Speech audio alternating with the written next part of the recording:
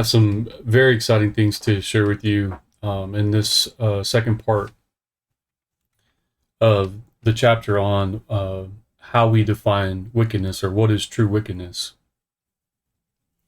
And I'm extremely excited to share with you some things that I've put together to help tie this chapter together. In praying over and preparing for the second part, the Father placed a gentleman in my life that showed me I needed to do a little bit better job of explaining some of the origins of how we got here, specific to the language. Is it enough to say, that Hebrew's older than Aramaic, or Aramaic's older than Hebrew? So we're gonna kind of dive into that a little bit, and then tie it back into what is true wickedness. Where we left off, Matthew 5:17, we talked about how, just very specifically, that Yeshua taught that, think that I have not come to destroy the law or the prophets. And I made the statement that, or Yeshua makes the statements that he came to fulfill. He said, I am not come to destroy, but to fulfill. And I mentioned in the last segment that fulfill meant to essentially be fulfilling your marriage vows. That is some of the imagery that he's giving us here from a standpoint of fulfill. And I mentioned that, fulfilling your marriage vows meant to carry out the covenant that you have made. And where we're going with this is to really define covenant in Scripture, and how not following that covenant, or following your own way, your own path, it really is the definition of true wickedness.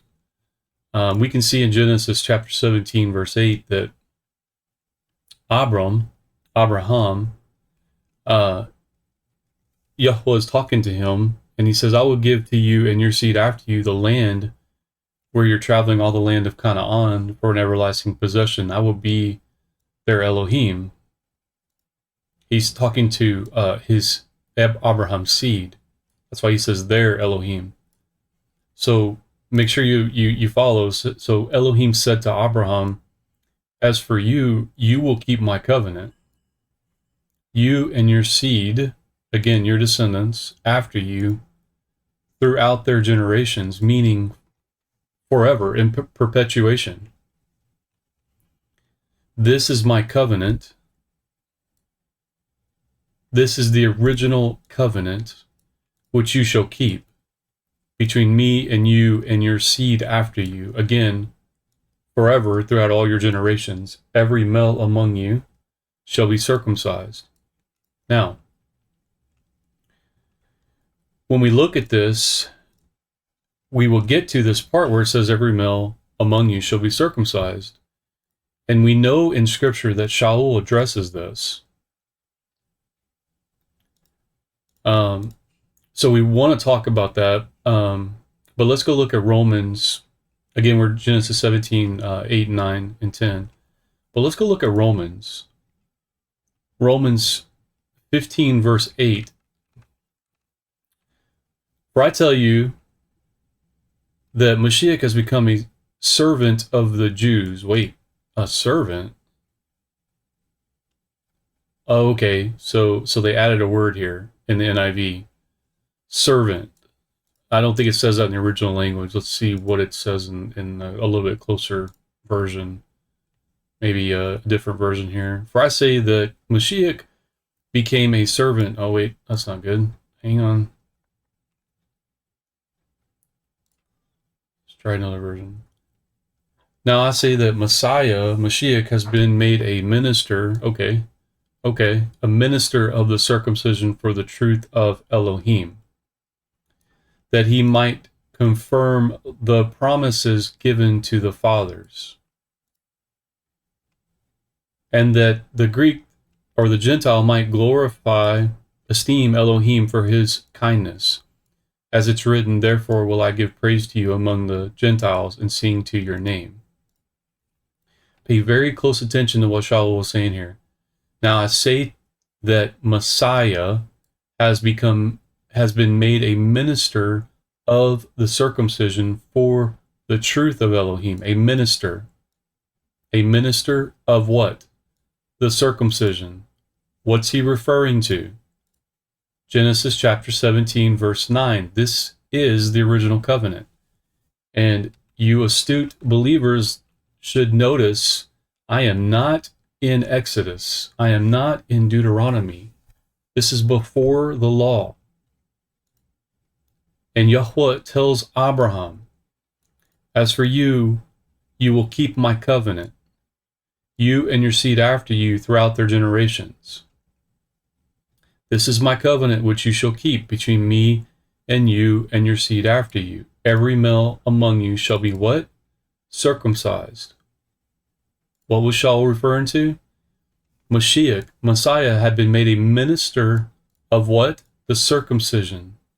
Those who had covenant relationship through Abraham, through the truth of Elohim. Why? That he might confirm the promises given to who? The fathers, the patriarchs, Abraham, Yitzhak, Isaac, Yaakov, his descendants, all descendants of Noah. And catch this, all descendants before that of Shem. And it's an extremely important point that we're going to talk about. So what I'm showing you is the original covenant we refer to as the Old Testament, or Christianity refers to as the Old Testament, is actually the original covenant. And I'm reading to you the verses that define that. This covenant, I will show you, has been in effect from the beginning, even before Abraham. And just real quick to give you a precursor to this, to what we're going to go into, you need to understand Shaul talks about this covenant. Very specifically, Shaul talks about circumcision. And he addresses circumcision, and that's not the focus of that right now. Certainly, I'm not going to teach you to go get circumcised. That's not what we're teaching you. I told you to hang on until we get to the end, so that we can reveal the truth of the way to you as a believer, as a true believer. Now, this is the original covenant. Okay? Now, what you need to understand, when Yeshua says in Matthew 5, like we were showing you here, think not that I came to destroy the law or the prophets. I'm not come to destroy, but to fulfill. Okay? And I taught you exactly what the word says. It says that any man who teaches that that the Torah, the law, the original covenant, the instruction, the loving instruction of the Father, are you getting the picture now? If anyone teaches that this has passed away, whosoever therefore shall break one of these least commandments and teach men so, he will be called the least in the kingdom of the Shamayim in the heavens.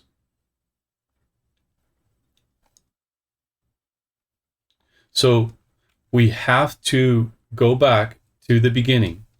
Remember, Kadam, we have to go back to the east, to the beginning, where the sun rises. Okay? And what we want to show you is that simply Genesis 17 and Romans 15 are pointing out some very critical information we need to know as believers. Number one, if I were to break down the law, I think it could be easily broken down into 4 parts. Number one, the dietary instruction. The dietary instruction. So it was given before the law, and I showed you that in other segments, that we've taught on. Number two, the civil instruction. This is how we act towards or with our fellow man. Remember, I shared with you that our laws in the United States, our laws and in other countries, Britain and etc., they've all adopted the civil law or the civil commands from the scripture. Number 3, the moral instruction, how I interact with not just mankind, but also with the Father, the creator of everything. Okay, that's number 3. Now, number 4 is where we're going to talk about. What did Yeshua fulfill? What did Yeshua fulfill? It wasn't the dietary law. It wasn't the civil law. It wasn't the moral law. It was, number 4, the ceremonial law. The ceremonial law, meaning the acts of the high priest, the Kohen Hagadol. Cohen is priest. Cohen. Hagadol, the high, most high, or the high priest, not most high, but the high priest. The Kohen Hagadol would go into the temple once a year, and he would offer a blood sacrifice. He would offer a blood sacrifice of a spotless animal, spotless lamb. Okay? Picture Yeshua. Okay? He would do this once a year. And the reason he would do it was for the sins of Israel. It was to blot out the sins of Israel for that year. And then year after year, they would have to continue. It's the reason that the Jews, Israel wants to rebuild the temple today, because not only do they want to sacrifice a blood sacrifice according to the instruction of Moses, not only do they want to do that for themselves, they want to do it for the world, to try to absolve the world of its sins. But this is what Yeshua fulfilled. Yeshua fulfilled the sacrificial, ceremonial parts of the law. Okay? And we've got to go back to the beginning. We've got to go back to the beginning, and we've got to look at this in a lot more closer detail so that we understand who was Abraham and in what covenant do you claim to be a part of. I've never met a Christian that said that they didn't believe in Abraham, Isaac, and Jacob, but I've met many, many Christians and believers, even followers of the way that do not many followers of the way, but followers of the way that I've talked to, that do not understand the covenant relationship of Abraham before the law. They also don't understand how Shaul taught, just as Yeshua taught, that the only way to into the kingdom is belief in Yeshua.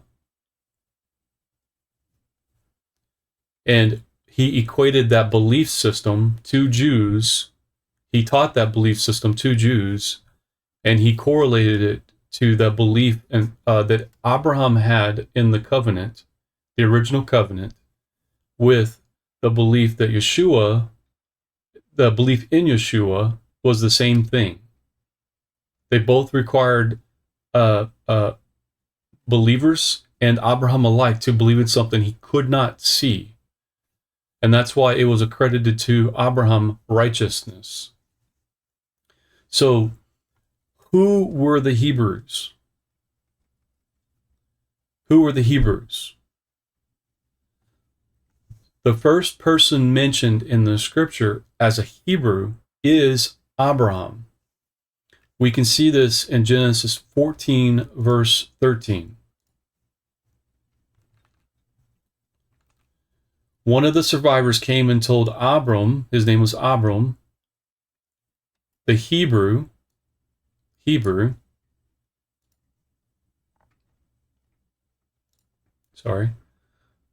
one who had escaped came and told Abram, the Hebrew. Now he lived by the oaks of Mamre, the Amorite, brother of Eshcol and brother of Aner, and these were allies of Abram. And again, modern Hebrew changed the B, the Bayit, to a V, a Vav, has no meaning. So Abram, there would be a B here, and that's why, I can show it to you in the NIV, for example. It's just Abram.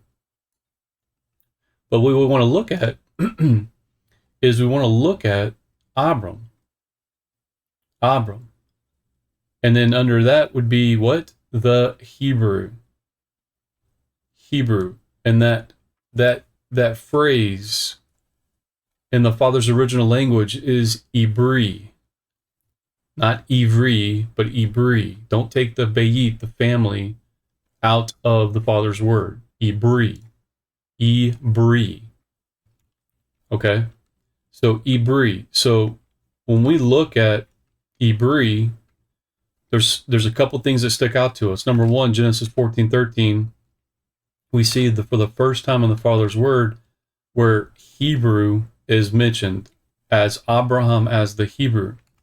And we can see that the Hebrew word for Ibri is Ibri in English, or we would say Ayin, the eyeball, Bayit, the house, Resh, the thoughts, and then Yod, the arm and the hand, the action. So what's important here is that we can look at the word Hebrew. And not only do we know the word Hebrew, but we can look at the root word Iber. Iber. So, or Ibir. So we get the root word of where it comes from. And all Hebrew words have a root word or root letters that make up that word. There's patterns that you have to follow in Hebrew that make it a Hebrew word. I'll talk to you more about that in a minute. So we can see that the Hebrew root word for Hebrew is Abar, Iber, Abir.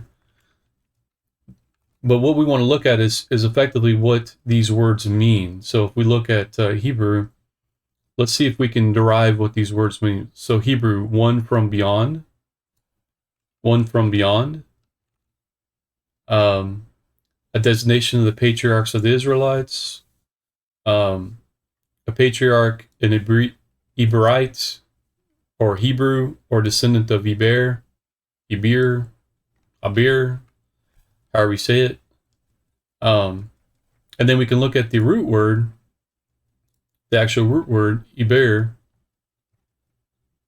And then we can go, okay, beyond, straight, passage. Again, they're just dropping in words that are used in the scripture. The region beyond or across, side, region across or beyond, side, opposite side. A region across, but used only adverbially. Okay. Maybe as a preposition, the opposite side.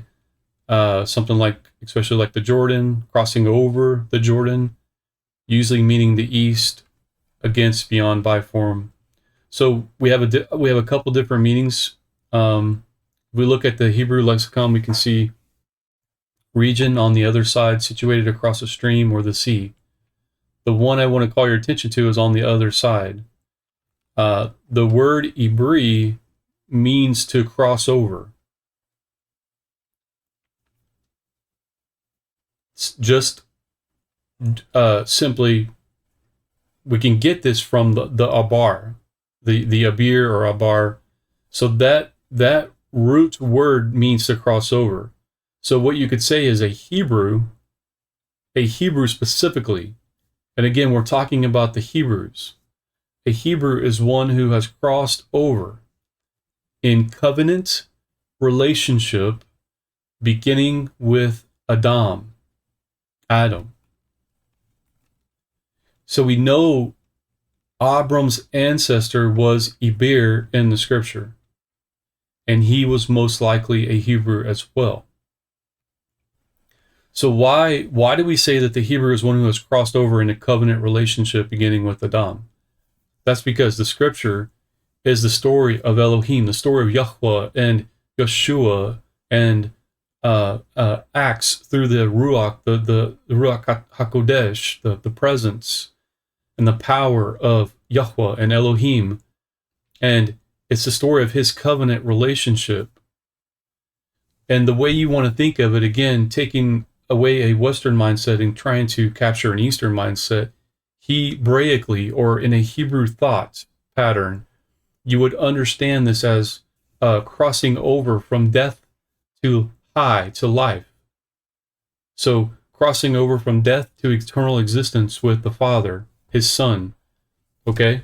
With an ancestral line beginning with Adam, through his descendants. Now pay attention, Noah, Abraham, Isaac, Jacob, and Jacob's descendants, who became who? They became the nation of Israel, known as the Hebrews. Now, real quickly, their descendants, Noah and his 3 sons, Abraham, Isaac, Yitzhak.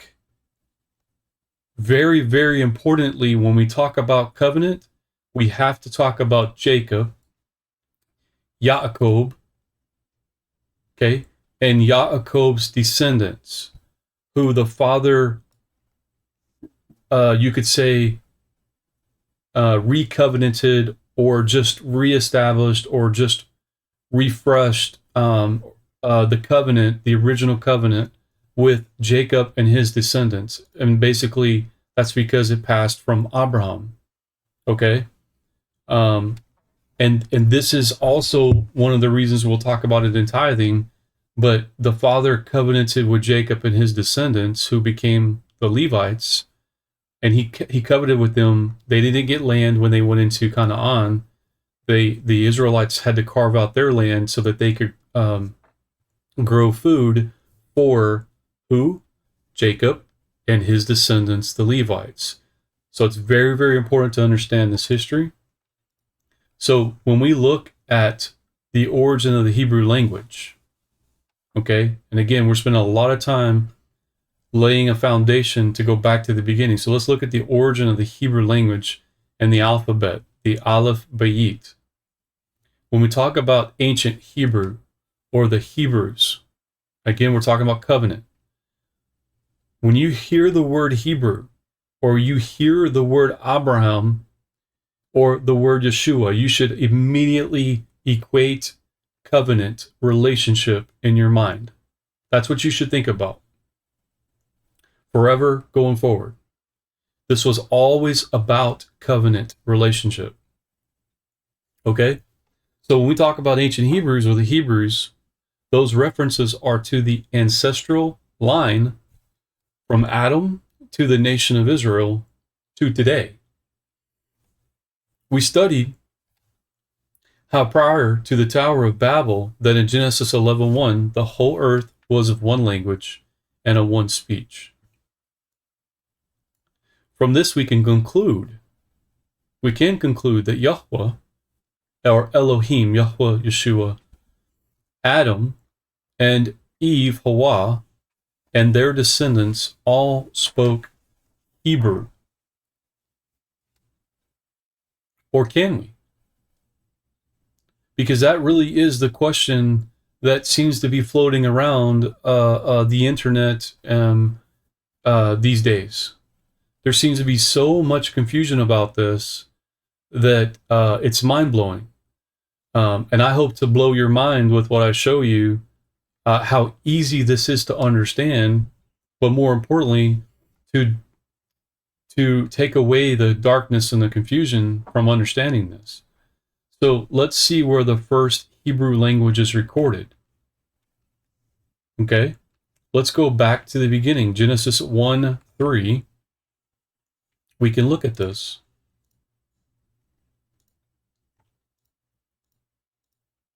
In Genesis 1, chapter 3,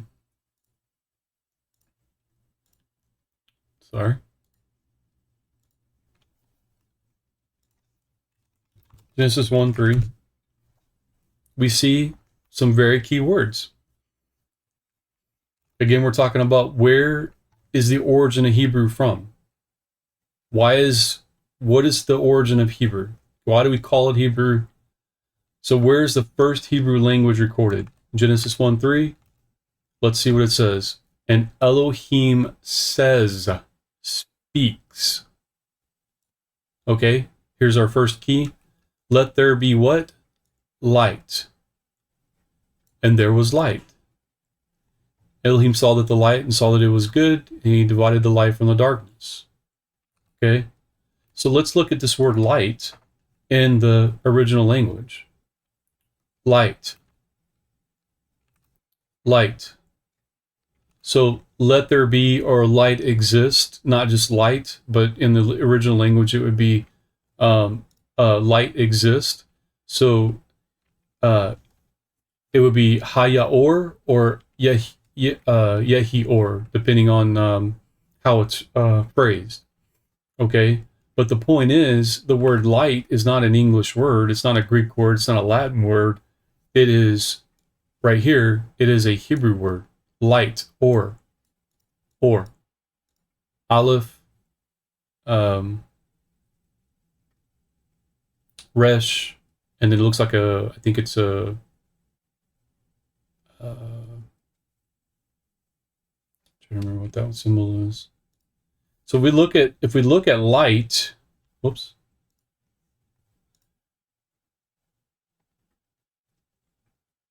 We're going to get all the definitions, biblical usage, right? And then we're going to get some kind of strong definition, illumination, morning, sun, lighting, blah, blah, blah. It doesn't matter, right? The Father is saying that the light is or. And we're talking about the first Hebrew language that is recorded or spoken. And Elohim says, let there be light. He also says what? He says, let there be a sky. Let there be a sky. And that word is shamayim. He says, let there be land. And that word is eretz. He says, let there be sun. And that word is shemesh. He says, let there be moon. And that word is yeriach. He said, let there be stars. And that word is kokavayim. And then he says, let there be man. Adam. So we see that the first Hebrew language that's ever recorded is spoken by who? Elohim, the Father and his Son at creation. Okay, Genesis chapter 1. When Elohim formed Adam, he gave him this spoken language, or we could say he gave him his spoken language and communicated with him. Genesis 1:28. Genesis 1 verse 28. And Elohim blessed them. Elohim said to them, what did he say to them? Be fruitful, multiply, fill the eretz, the land, and subdue it. Have dominion over the fish of the sea, over the birds of the sky, and over every living thing that moves on the eretz. Okay? Elohim blessed them. Blessed, Baruch, that's the word I've been trying to teach y'all. Blessed them, and Elohim said to them, be fruitful, multiply, fill the earth, subdue it. Fill the earth, eretz, subdue it, rule over the fish of the sea, yam, over the birds, of the sky, shamayim, every living thing, hey, that moves on the earth, eretz.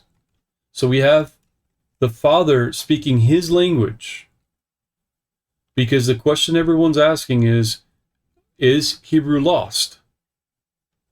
Is the Hebrew lost? Or did it go away at the Tower of Babel? Let's answer that question according to the scripture. Elohim said, okay, So now we have Elohim forming Adam. Verse 128, he's formed Adam, and Elohim created man in his own image. In Elohim's image, he created him, male and female, he created them. Okay, if he created him in his own image, why is it a stretch to say that he gave him his language? It's not a stretch, it's just a fact. How do we know? Because in Genesis 1:28, man is not speaking. Adam is not saying anything.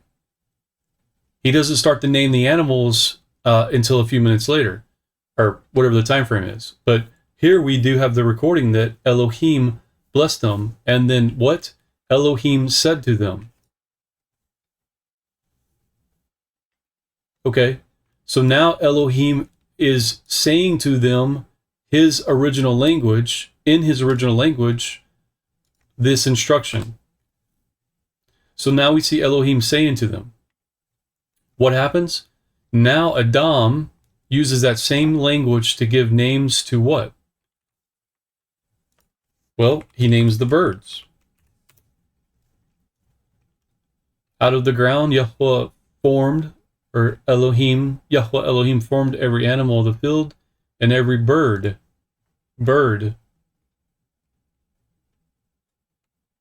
Oh. So he uses that same language to give names to the birds, all the animals, every animal, right? Form the beast, every bird of the sky, shamayim. So he's naming every animal, every creature with its name. So all the animals, Behama, all the beasts, Haya, Sadeh, or Sadah, and Genesis 2:23, and woman, Ish-Shah, Ish-Ah, or Ish-Shah. Okay, Genesis 2 verse 23, we see woman. The man said, "This is now bone of my bone and flesh of my flesh. She will be called woman," not person, not him or her, but she, right? She will be called woman because she was taken out of man. So she shall be called what? Woman. Isha. Woman. Isha. So we can, try to use some of the pronunciations to try to understand woman, wife, female, woman, feminine. Okay. It's the Father's word, so for them to try to define it is difficult. But fem of the form, so of the feminine form, is probably a good translation, right? So now, Genesis 2:23, woman is formed, and we see the first indication of writing. Again, we're talking about Hebrew and its origin. Now we're going to see, we saw it was spoken by Elohim. Now we see it was taught to Adam and Hawa. His language was taught to Adam and Hawa. Adam names all the animals, the birds, the beasts, even woman. Why? Because he's given dominion. And then we see the first indication of the writings of Hebrew in Genesis 4, verse 15. And you're like, what are you talking about, Robert? Well, I taught you this earlier. I taught you that two crossed sticks, not a cross, but two crossed sticks, was the mark of Yahweh. Well, where do we get this? So we know that Elohim said to who? Cain. Therefore, whoever slays Cain, vengeance will be taken on him sevenfold. Elohim appointed a sign for Cain. He wrote on Cain, lest any man finding him should what? Strike him and kill him. So we know that, we understand and we know the story that Elohim marked, he wrote on Cain. He wrote on Cain. How do you know that, Robert? Okay, let's look at it. So again, we see the first indication of writing in Genesis 4:15. Elohim puts his mark on Cain. So if we look at the Hebrew word here, let's go look at the Hebrew word. Therefore, whoever kills Cain, hang on. So Elohim, it's actually Yahweh here. So Yahweh said to him, therefore, whoever kills Cain, vengeance will be taken on him sevenfold, and Yahweh appointed a sign. Remember, I told you that the Father's letters are made of oats. Oat. And I told you that that's where we get the word oath in English. If you take an oath, it's all connected. So we have oat in English, in Hebrew, okay? And as we study, we're going to show this, but the Hebrew word for mark is oat. Aleph, Wa, Aleph, ox head, Wa, tent peg, Tau. I know it looks like Bayit. It's modern Hebrew. It's very confusing. We'll talk about that as we go. So understand though, the mark or the oat is also really could just be referred to as maybe a letter. But we see that the Father writes on Cain. He writes his language. He spoke it, he shared it, he taught it, and now he's writing it. He's writing his language. It is the Father's original language is Hebrew. Hebrew. It is not Aramaic, and I will show you why. We're talking about Hebrew. And as we study, we will show that the Hebrew language, the speech, the alphabet script are dependent on each other. So we have the speech, the language, the speech, and the script, and they're both dependent on each other. They both support each other simultaneously. They do this through the appearance of the language, the form of it, through the letter forms, the pictures. Okay? So I know everyone's going to challenge me that Aramaic's older than Hebrew, and I know that's what you've been taught. So let's find out if that's true. So what is the origin of the Aleph Bayit, the alphabet? Pre-flood writings have been discovered in the city of Kish. These are the oldest known to mankind. Okay? And what I'll do is I'll probably put some really cool music behind it, because that's what everyone does whenever they start to talk about the language on the YouTube videos. Trying to get you all pumped up and hyped up to drop a lie into your brain. Listen. Pre-flood writings were discovered in the city of Kish. The oldest known to mankind. Several of the letters in this tablet are identical to the original Hebrew letters. Okay? And we can see the foot, we can see the resh, the head, we can see the lamed, the staff, we can see the kof, the open hand, we can see symbols that resemble the original picture forms that I've shared with you through the Father's Word. We can see it on these tablets, these old tablets. Where do we get the word pictograph? Because pictograph is not the Father's Word. It is a Greek word meaning picture writings. And what that means is there's a picture which represents a sound or combination of sounds. Okay? So bear with me while I go through this, because you need to understand this to fully grasp what is being taught. How can we trust Hebrew is origin, the origin? Because Genesis chapter 5 gives us a genealogical record from Adam to Noah, where we find every name, all the names are Hebrew. in Genesis chapter 5. On the surface, that means nothing. This is the book of the generations of Adam. In the day that Elohim created man, he made him in Elohim's likeness. Created him male and female, okay? Adam, okay? Enoch.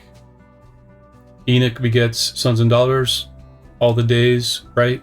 And so it goes through the line of the lineage of Adam,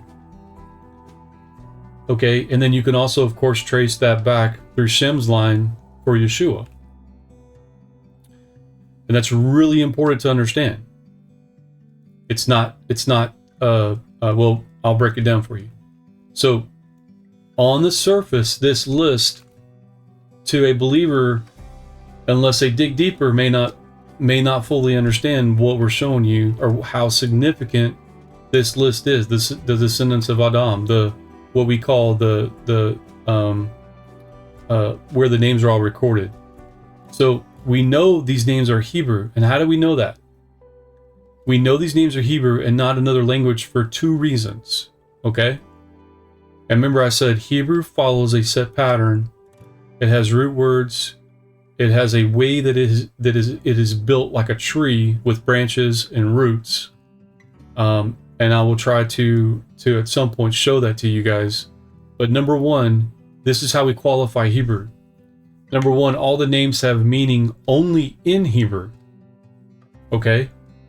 Number two, all the names are related to the character as described in the scriptural text. What do we mean by that? An example of this is the Hebrew name Adam means man. But we know Adam or Adam was the first man. That's the character.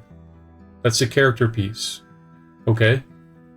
So not only is his name originally Hebrew, his character matches his Hebrew original name. Let's take another one. Methuselah. Methuselah who? Methuselah. Methuselah means, his name means, his death brings. Why is this important? Because the flood came in the year that Methuselah died. His death brings the flood. Okay? The Father's hand is all over this. The Father's hand is all over this. The Ruach HaKodesh orchestrated the Father's word in Hebrew. It is the Father's language. Noah means comfort. How does this align to his character? In Genesis 5:29, it says that he will bring comfort to his people. Why? Because his name was Noah, and this same will comfort us in our work and in the toil of our hands because of the ground which Yahweh has cursed. Okay, and I can't wait to share with you how bad the land was cursed. Believers have no idea how bad the land was cursed. They've never read the Apocrypha, and they have no clue how severe this was. That's why Noah was named Comfort. Noah was named Comfort.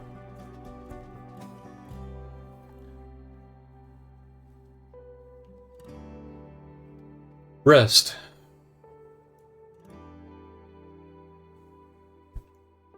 So we want to go through these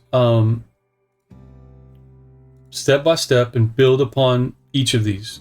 Adam, man, Methuselah, his death brings, Noah, comfort. Why is this important?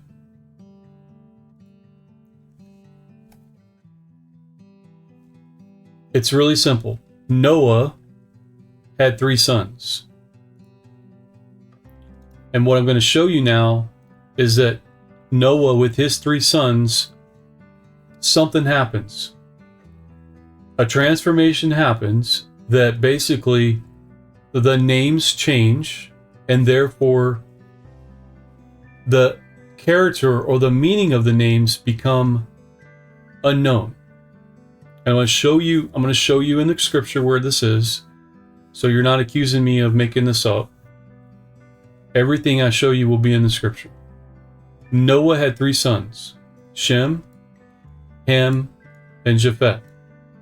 So how did we get in this mess? Okay? With all these messed up languages, no one following the Hebrew way. Noah had 3 sons. It is extremely important that you understand this and that you can teach this to people. In their lives, Elohim brought the great flood. And after they are instructed, they being mankind, Adam and Hawa in Genesis 9:1, it's interesting. We see that the Father says, "Be fruitful and increase in number, and what? Fill the earth." Genesis chapter 9, verse 1. Okay.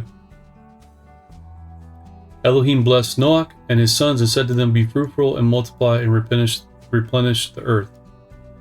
Same thing before that to his ancestors. The point is this. At this point, the flood has occurred. Okay, and they are basically in Mesopotamia, in Babylon, and that's where they begin to build the towers. Well, what we can see from the scripture and the history is that they were all centered around Mesopotamia.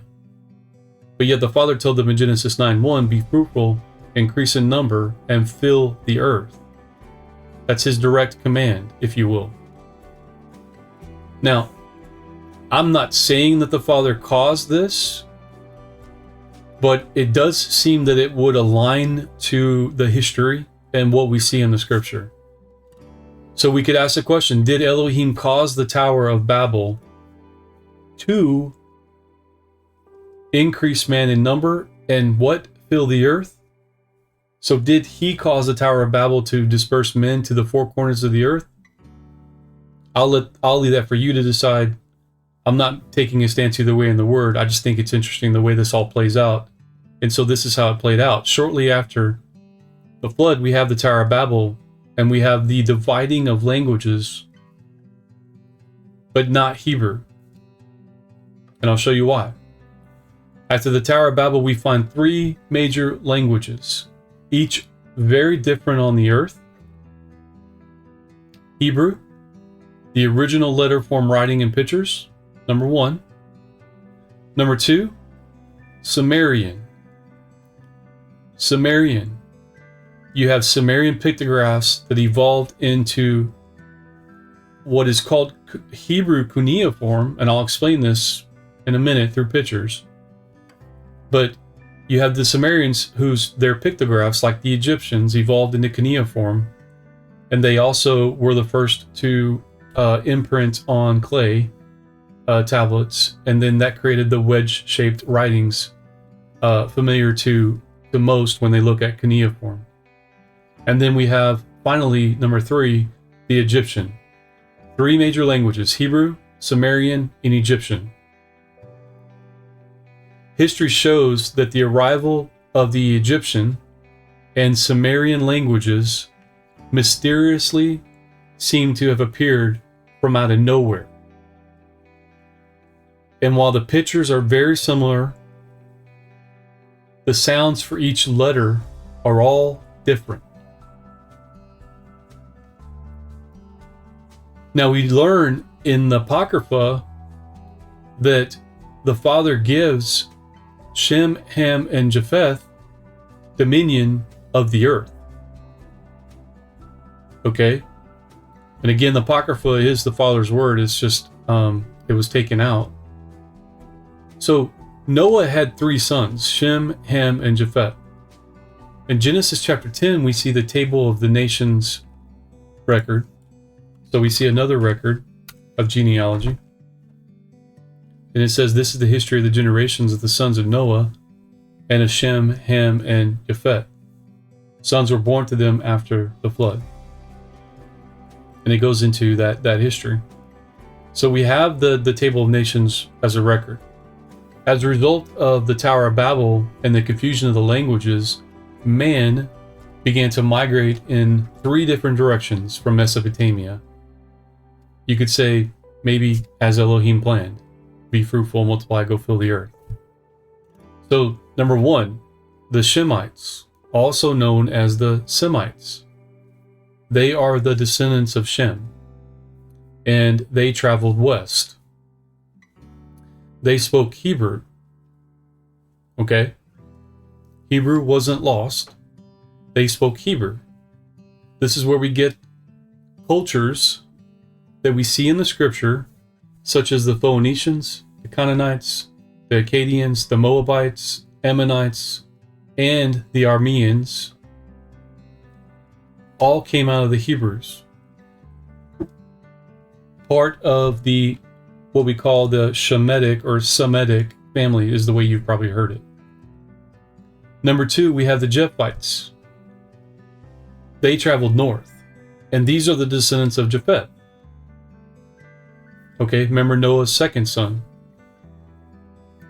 Okay. They traveled north. The Japhethites became the Sumerians. Likely they are a subgroup of the Scythians speaking Sumerian, and I'll explain what this all means in a second as we give you pictures. The land of the Sumerians was known as Sumer, which is Shinar in the scripture. You know it as Babylon. So Sumer, Shinar, it's Babylon or Babylonian, or Babylonia, sorry. Okay, and then third we have the Hamites from the son of Ham. Noah had a son, Ham. Hamites, also known as the Egyptians. They traveled south into Africa, and they became the Egyptians speaking Egyptian. And they also have their own language, which was the hieroglyphs, similar to the Sumerians. We're going to show you that. Why is this important? Because we learn in Scripture that it's not until we come to Noah's grandchildren and begin to see other names that are not of Hebrew origin. For example, we can look at Genesis 10, verse 8, and we see the word or the name Nimrod. Name of the name Nimrod. So let's look at that. Genesis 10, verse 8.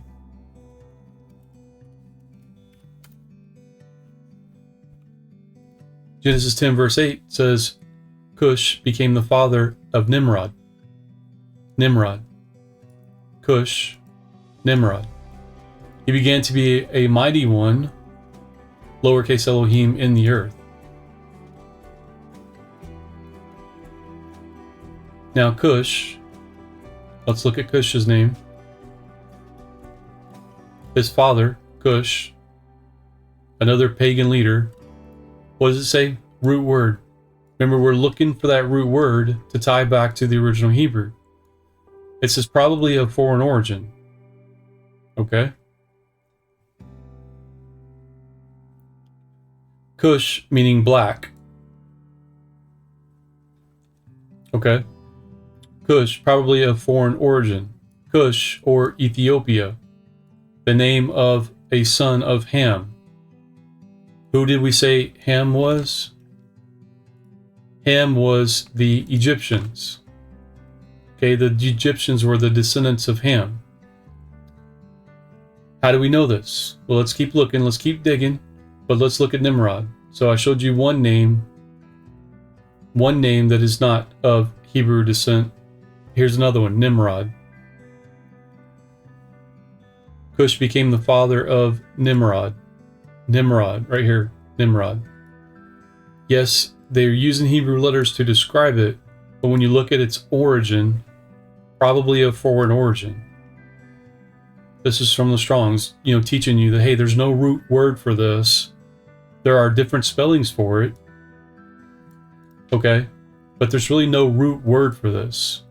We know Nimrod, rebellion, or the mighty one, lowercase Elohim, the son of Cush, grandson of Ham, great-grandson of Noah. We know Nimrod introduced some serious, serious sun worship in Babylon. Tammuz, where we get Christmas from, and the worship of Jesus on Christmas. But this is our first clue. This should be our first clue. Nimrod, his name, probably of foreign origin. It doesn't have a Hebrew origin. Founder of the kingdom of Babylon. It doesn't have a Hebrew origin. We can look at some other ones, we can look at one above that, Genesis 10:7. Here's another name. The sons of Cush were, and then he named his sons. Savta was one of them, so we can look at that name, for example, and we can see that he continued the distortion.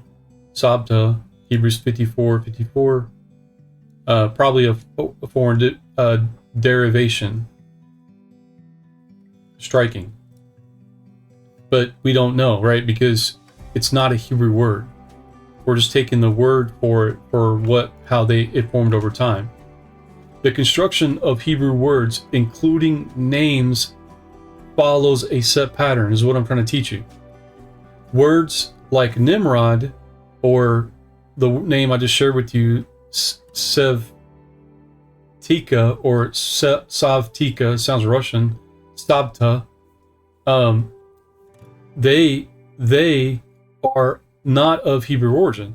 So words that don't follow these patterns are suspect of being of foreign origin. Where can we also apply this?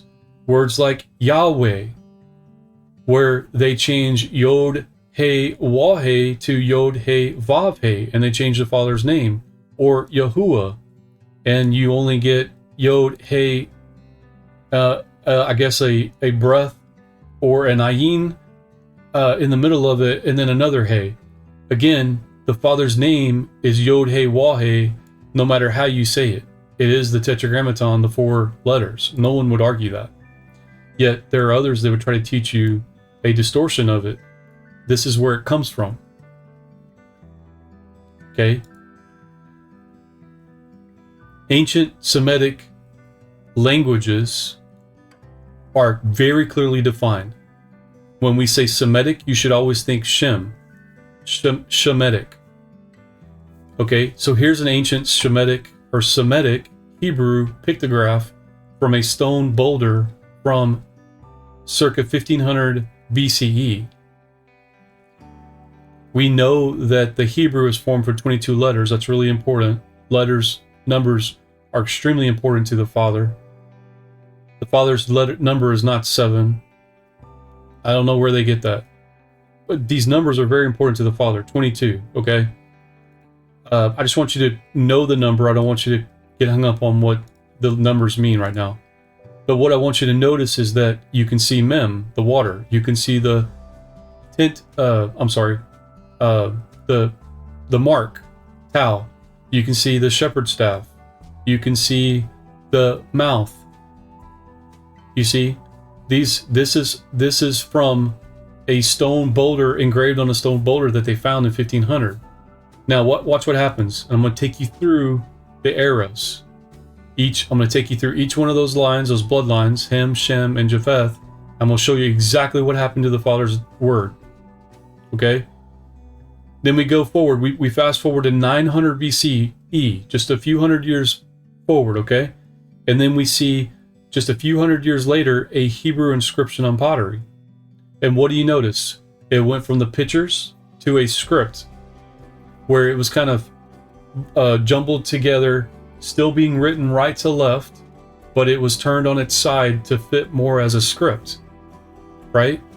So we see the evolution to a script, and that's normal. And then in the ancient Semitic language from Shem, in the original Hebrew, we see distortions begin. So here we're showing the Phoenicians, the Canaanites, the Akkadians, and the Moabites. And here we're showing you a Moabite inscription on stone around 900 BCE. And yes, you can still see Mem, I think that next letter would be Aleph, because it looks a lot like the Aleph in the modern Hebrew. You have the Tau, I'm not sure what the next letter is, maybe the Yod, either the foot or the shepherd's staff, and then it looks like a tent peg, but it has a hook in it. And then below that, you're going to see the Ammonites, okay, around that same time, and you can see it's starting to get a little distorted, a little more distortive on the end there, where it looks like an A for an anarchy. It's actually an Aleph. That's actually the ox head, the Aleph.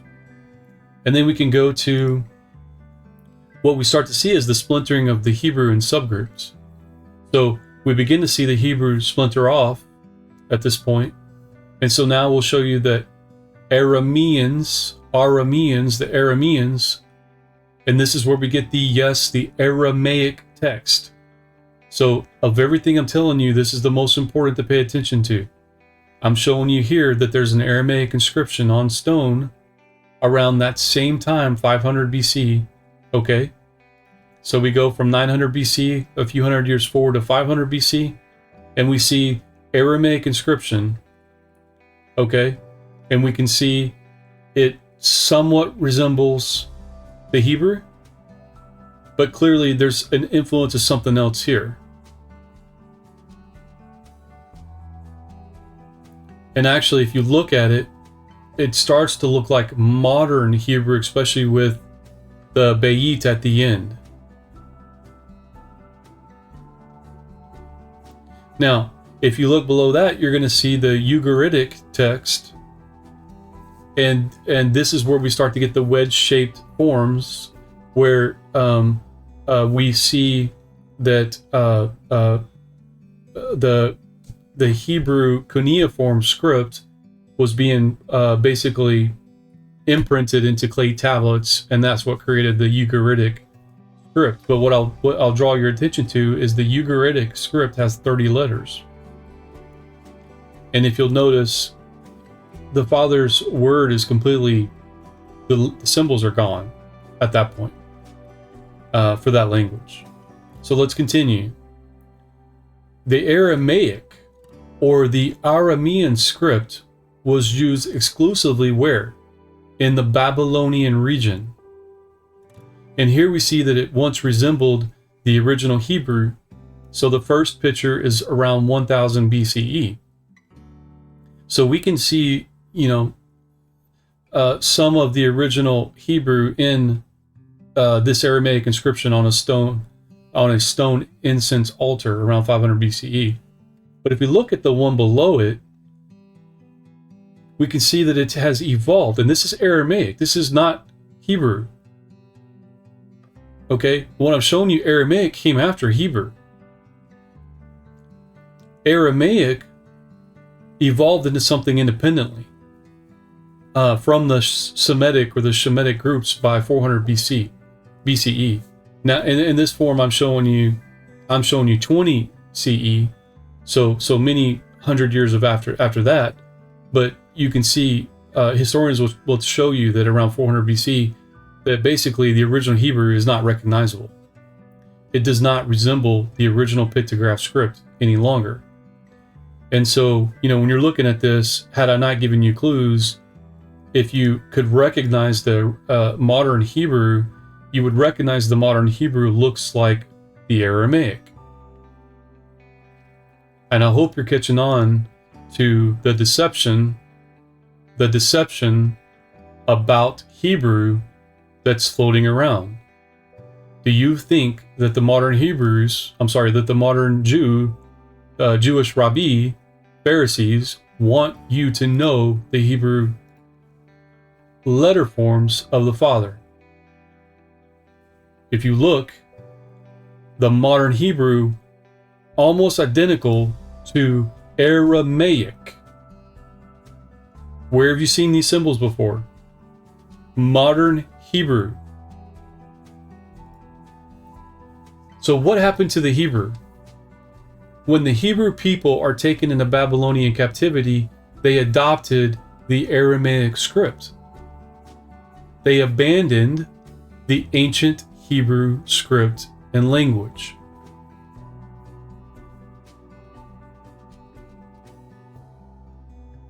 Again, the Father warned them, when you go into the land, tear down those altars, tear down those high places, tear down those idols of worship. He knew this was going to happen. He knew it was going to happen. It's from this point to the present, the Hebrew language has been written in the Aramaic script. This is figure 10 here, is the Hebrew writings from the Dead Sea Scrolls around 200 BCE. And I will ask you again, as I have asked you many times, who and in what have you believed? I think the Father says it best, my people are destroyed for a lack of knowledge. I'm showing you unequivocal proof that your language has been hijacked. Your belief system has been hijacked. If you are a Jew, your belief system has been hijacked. Your language has been hijacked. If you're a believer just learning this, you need to understand that modern Hebrew is Aramaic. It is not modern. It is not ancient Hebrew. It's not Paleo Hebrew. It is not anything resembling Hebrew. So was the Hebrew lost? Was the Hebrew lost? And the answer is no. Because although the modern Hebrew, the Aramaic script, has changed the visible symbol forms, the meaning of the letters for the most part, have not been changed. The meaning of the letters, for the most part, has not been changed. This means the majority of Hebrew text of the 1st century BCE and into Common Era are in what? They're in Aramaic. The ancient Hebrew script was not lost, and it was still used on occasion. So here's some examples of this. The coins of this era used the Hebrew pictures. We can see that the coins use the Hebrew pictures in certain cases. And we can see the Dead Sea Scrolls, the pictographic Hebrew writings from the Dead Sea Scrolls. You know,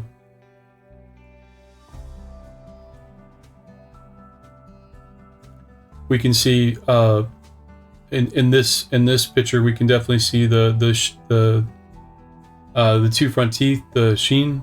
We see the hay, the spirit man. We see the gimel, the foot or the staff. We see the plowing instrument, zayin. And the wall as well. So we see it in the Dead Sea Scrolls. So it wasn't lost. And in addition to that, we know Samaria, S-A-M-A-R-I-A, Samaria, not Sumeria, S-U. Don't confuse the two. Don't confuse Samaria with the Sumerians. I know it's confusing, but don't do that.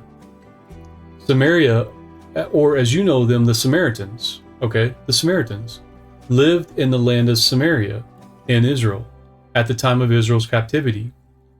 But unlike the rest of Israel, they were not taken into Babylon with Israel. What does that mean? Because of their isolation and not being taken into captivity, they are the only culture that retains a script that is similar to the ancient Hebrew script, and it's still used to this day. Okay? And you can see that on the figure 13 on the Samaritan script. On the Samaritan script. So you can see some similarities in the Samaritan script to the original Hebrew letter picture forms that I shared with you. So many believers don't understand or know that as we continue in the progression, okay, in the history of language, the Greeks and the Romans adopted the Hebrew language. So the Greeks specifically adopted the Hebrew language, and the Romans adopted the Greeks, which adopted the Hebrew languages, right? So Around 1000 BCE, the Greeks adopted the ancient Hebrew script, and it's evolved over centuries to become the Greek alphabet, or the script that's used today. This is where the script was changed from right to left to be written left to right, and that was a decision around 500 BCE. The Greeks finalized, hey, we're going to write from right to left, and then the Semites, the Shemites, to this day, they didn't adopt that. They write from right to left instead of left to right. So, when we look at ancient inscriptions that were written on stone, what we understand, the reason that they wrote right to left, and I'm showing that here. I'm showing that here, where you can see in the top portion of the letters in figure 14, you can see the Greek inscription is written from right to left. So at one time they did adopt and write from right to left.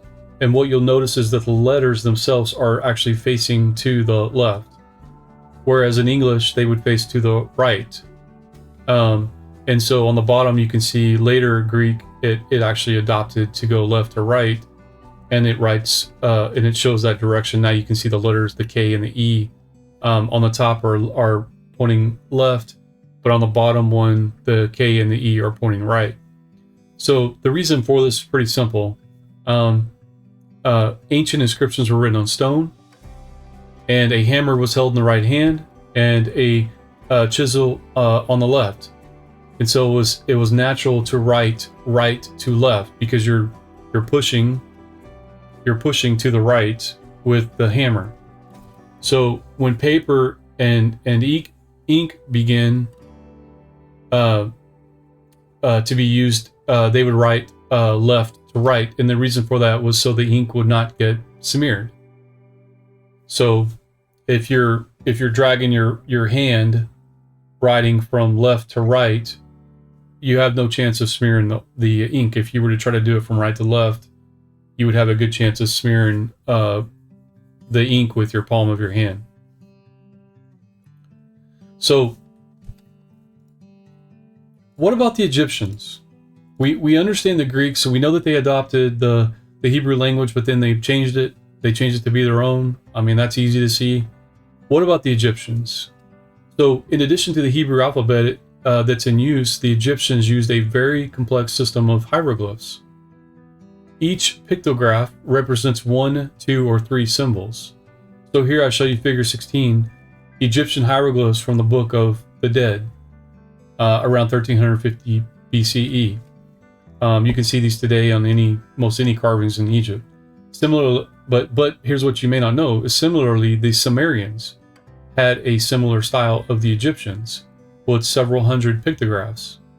These over time became what we know as cuneiform or Hebrew cuneiform, a script like the Ugaritic. And you can just see that figure 17 shows the Sumerian pictograph on clay tablet, and then the same thing, figure 18, around 3000 BC, figure 18 is shown at around 2500 BC. So if we look at how ultimately, though, the Hebrew influenced the English, here we can see it pretty easy in the symbol of the Lamed, or the shepherd staff, where we would get the Lamed, we would equate it to an L in English. What I want to show you is that there were definitely similarities of script for each culture that could have been observed. So for the Lamed, you can see it's still a shepherd staff, ancient Semitic, right? That's the original view. The Moabites turned it upside down. Now it looks like a foot, like Gimel. The Aramaic did the same thing, and it really looks like a foot. The Samaritans still kept the hook, the crook in there, like a traditional staff, but it's upside down. And then we have various forms of Hebrew. Then we have the Ammonites, again upside down with the crook in it. The Hebrew Aramaic that looks like a lightning bolt, and then we have the Greek, which basically looks like a backward L, and then the modern Hebrew. I don't know how you could get a shepherd staff out of the modern Hebrew, but you can see it there. But that's what influenced the letter L in English. So I know this went long, but this was an extremely important lesson to understand that the Hebrew is the Father's original language, but it also that the Aramaic is not. And to say that the Aramaic is older than the original Hebrew is not true. And I just showed you in the Father's Word why that is. So what we need to understand again is that the Hebrews, and when I say Hebrews, I mean very, very specifically Abram and the Hebrews, who you are in covenant with, or claim to be, or believe to be in covenant with, believed unto righteousness, the same as Shaul taught us to believe in Yeshua unto righteousness for salvation. Okay? It's that belief system that is extremely important to understand, that Yeshua came and fulfilled the sacrificial parts of the law.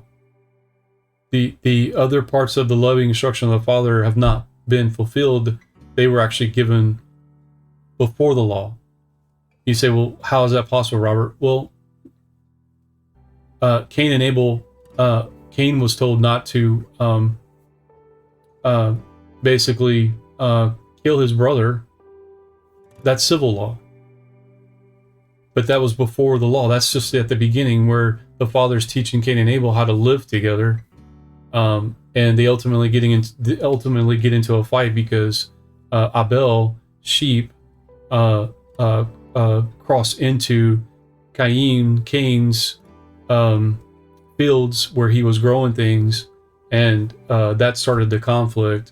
And then you have Cain slaying Abel. Some believe he slit his throat, whatever. But that's civil law. That's before the law is given. The moral law, it's how we communicate with the Father and our accountability to Him.